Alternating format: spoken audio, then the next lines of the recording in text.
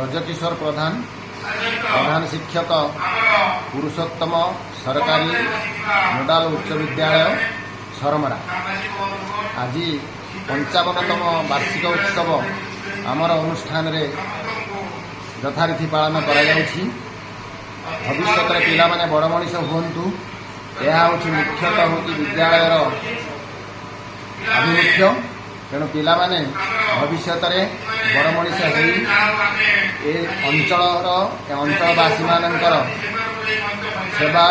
सेवा मुखर हो उठंतु। यह हूँ उद्देश्य।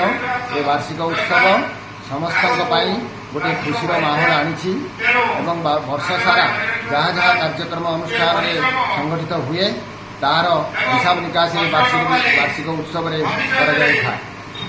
धन्यवाद। श्रीजुक्त विमल चंद्र दास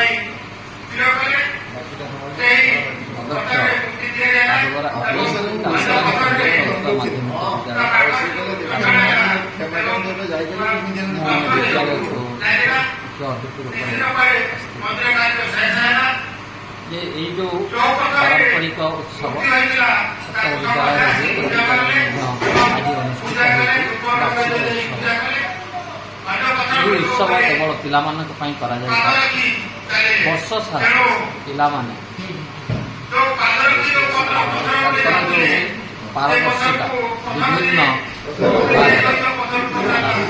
शिक्षा तथा अणशिक्षा समस्त से केते कृतकार्य होता तार आकलन करा जाए वर्ष शेष में पिला विद्यालय अभिमुखी करने पिला आगू को बढ़ाई पाखे केते पारदर्शिता अच्छी तार एक प्रमाण स्वरूप ये उत्सव में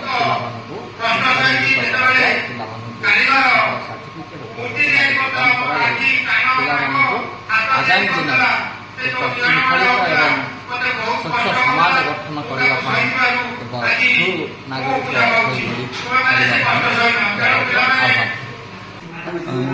परम दृष्टि उड़ंग आंचलिक साधन केन्द्र संयोजक आज सरमरा हाईस्कल तार वार्षिक उत्सव वार्षिक क्रीड़ा उत्सव पालन कर यार मुख्य उद्देश्य हूँ जे गोटे वर्ष में पिला जो शैक्षिक हो अणशैक्षिक कार्यक्रम करता तो से जो पोजिशन आधार में प्राइज बंटन कराए एवं जो तंकर जो कृति को लक्ष्य करके आम पिला दिगरे अग्रसर होगा वार्ता दि जाए।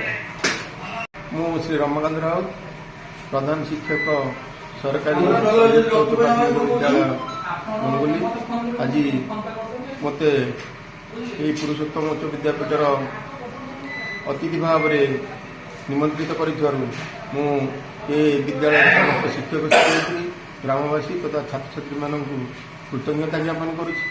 वार्षिक उत्सव एक उत्सव जहाँकि वर्ष सारा जिते कम हो सब परिप्रकाश करने श्री हरिहर पाणिग्राही अवसर प्राप्त शिक्षक प्रवचक पालागायक साहित्यिक आज ये अनुष्ठान में मुख्य वक्ता भाव जोगदे मुझे भारी खुशी अच्छी और गोटे कथा मुझे चिंतन करुँच पल्ली माटी पल्ली भूमि ये एक वार्षिक उत्सव आयोजन और पिला भितर जो शिहरण सृष्टि होती वार्षिक उत्सव जो भाई भाव में उपभोग कर जीवन लक्ष्य को ये एक परिवेश भितर तैयार कर जो मानसिक क्रिया प्रक्रिया एवं चेतना से अनुष्ठान शिक्षक शिक्षिका एवं छात्र छात्री मानक धन्यवाद निश्चय दिए।